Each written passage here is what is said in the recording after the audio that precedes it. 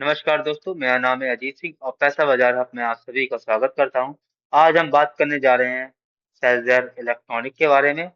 तो कंपनी का ओवरेज बात करें तो कंपनी मैन्युफैक्चर करती है इलेक्ट्रिकल और इलेक्ट्रॉनिक प्रोडक्ट्स।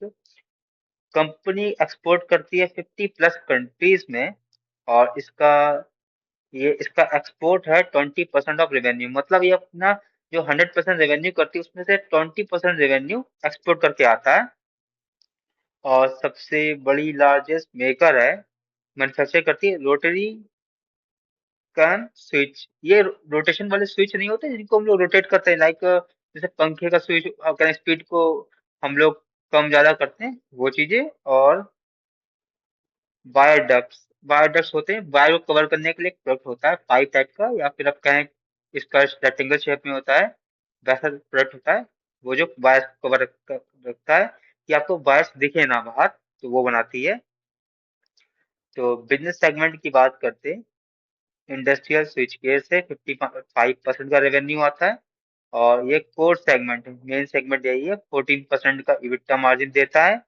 इसमें इंक्लूड है रोटरी कम स्विचेस, और ये कॉन्ट्रैक्टर्स के लिए और इंडस्ट्रियल के लिए और रेलवे क्लाइंट्स के लिए बनाती है। वायर्स और केबल की बात करें, 41% रेवेन्यू आता है। ये इनका लो मार्जिन का सेगमेंट है, 5% का इबिटा कंट्रीब्यूट करता है, लेकिन इसका वॉल्यूम और ज्यादा है। और इसको इस सेगमेंट को फायदा होता है इंफ्रास्ट्रक्चर बूम से, जितने ज्यादा घर बनेंगे, बिल्डिंग्स बनेंगी, तो वायर्स और केबल चाहिए होंगे। बिल्डिंग प्रोडक्ट की बात करें, वहां से 5% का रेवेन्यू आता है। इसमें कंज्यूमर प्रोडक्ट लाइक जो नॉर्मल आपके ट्रेडिशनल स्विच होते हैं उनको बनाती है। अब हम इंडस्ट्री आउटलुक की बात करें कि जिन सेक्टर्स में या फिर जिस सेगमेंट में कंपनी काम करती है उनका फ्यूचर आउटलुक कैसा है। तो इंडियन इलेक्ट्रॉनिकल मार्केट की बात करें, 2024 में $14 बिलियन की थी, 2031 तक की 20 बिलियन की हो जाएगी डॉलर की। यहाँ पर 6% की CAGR की ग्रोथ है। इलेक्ट्रिकल इक्विपमेंट मार्केट की बात करें तो 95 बिलियन की थी 2000 कितने 24 में, और 125 बिलियन की हो जाएगी 2029 तक की। और यहाँ पे 15% CAGR से ग्रोथ है। ईवी चार्जिंग मार्केट की बात करें तो फास्टेस्ट ग्रोइंग सेगमेंट है ये। 2024 में 92 मिलियन का डॉलर का था, अब 2030 तक की 750 मिलियन डॉलर का हो जाएगा। यहाँ पर 43% CAGR से ग्रोथ हो रहा है। जय और इनके कंपनी के ग्रोथ ड्राइवर्स हैं urbanisation, renewable energy, infrastructure expansion, smart technology और ईवी अडॉप्टेशन। जैसे जैसे ये तीन सेगमेंट ग्रो करेंगे, वैसे वैसे कंपनी के प्रोडक्ट की डिमांड बढ़ेगी और कंपनी अपना मार्केट शेयर या कहे रेवेन्यू बढ़ा पाएगी। बेसिक डिटेल की बात करें तो मार्केट कैप है कंपनी का 1531 करोड़ रुपीज, करंट प्राइस है 865।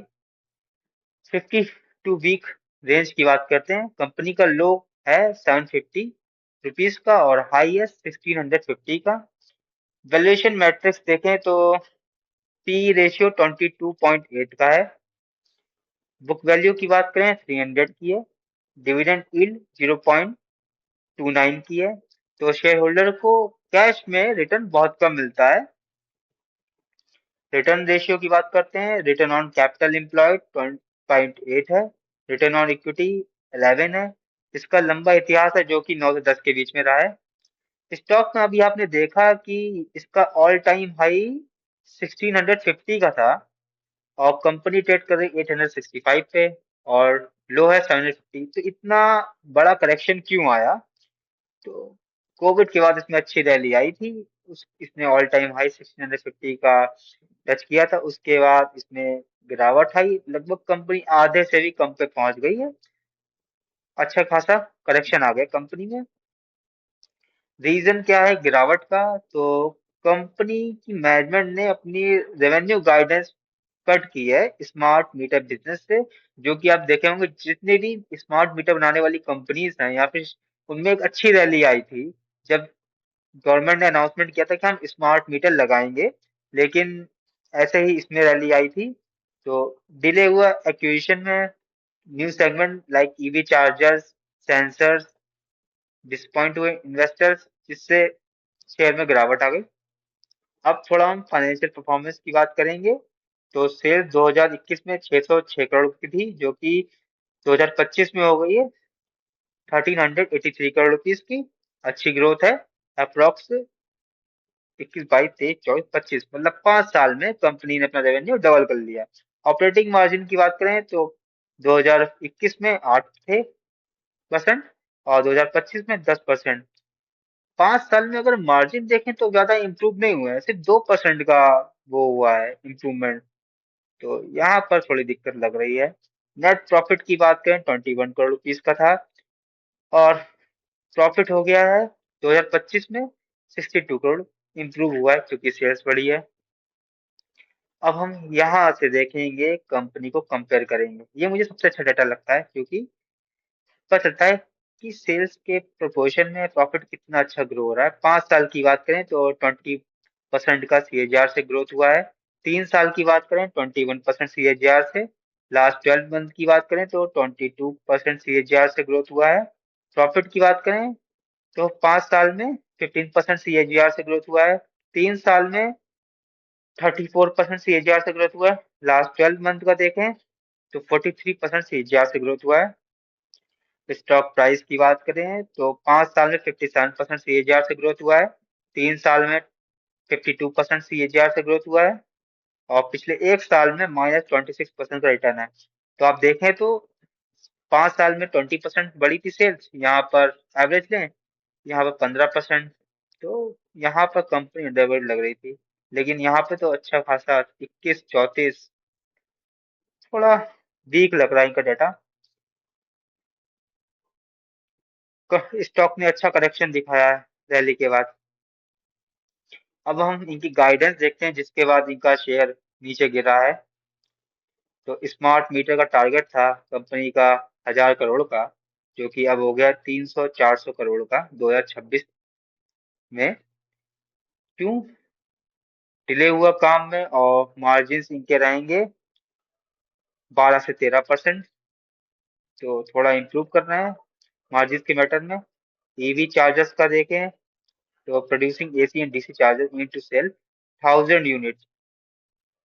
तो 1000 यूनिट सेल करेंगे तो 2026 तक की यहाँ पे मार्जिन इनके 12 से 13% रहेंगे। सेंसर्स की बात करें तो टेम्परेचर एंड स्पीड सेंसर, यहाँ पे वैल्यूएशन में कौन, इनका Q4 2026 के, यहाँ पर इनका टेम्परेचर एंड स्पीड सेंसर का सप्लाई चालू हो जाएगी, उम्मीद है ऐसी। ईपीसी या एनर्जी एफिशिएंसी प्रोडक्ट्स की बात करें तो 192 करोड़ की LED street lighting project Bengaluru में ने मिल रहा है। शेयर होल्डिंग पैटर्न की बात करें तो प्रमोटर्स होल्डिंग 37.54 है, स्टेबल है लेकिन बहुत ज्यादा लो है। पब्लिक होल्डिंग 60.10%, हाईएस्ट है इन चारों सेगमेंट में। फाइनेंशियल इंस्टीट्यूशन की बात करें तो दिसंबर 2024 में 3.97 थे, अब जून में 2.35, मतलब नीचे गए हैं क्योंकि गाइडेंस बढ़ा दी गई है। डोमेस्टिक इंस्टीट्यूशन की बात करें तो बहुत ही कम 0.01 वैल्यूएशन की बात करें। 23 का अप्रॉक्स पी है। ईवी इबिट्टा है 12.5 टाइम्स का। तो एक्सपेंसिव शेयर है। मुझे कंपनी के मैनेजमेंट में ज्यादा भरोसा नहीं है, क्योंकि इन्होंने अपनी गाइडेंस घटा दी है। तो एक बार जो अपना वादा तोड़ सकता है, गाइडेंस घटा सकता है, वो दोबारा क्यों नहीं कर सकता, तोड़ सकता है दोबारा भी। तो इसलिए मुझे कंपनी के मैनेजमेंट भरोसा नहीं है। और अभी हम लगभग इनका 1-2 क्वार्टर का रिजल्ट देखते हैं कि कंपनी कैसा कर रही है, तो फिर हम कुछ डिसीजन ले पाएंगे इसके बारे में, कंपनी अच्छी है बुरी है। जैसे आपको कैसे कंपनी लगी। ये वीडियो सिर्फ एजुकेशनल पर्पस के लिए है, कोई भी बाय सेल की रिकमेंडेशन नहीं है। और कोई भी इन्वेस्टमेंट करने से पहले अपने वित्तीय सलाहकार से बात करें। Thank you.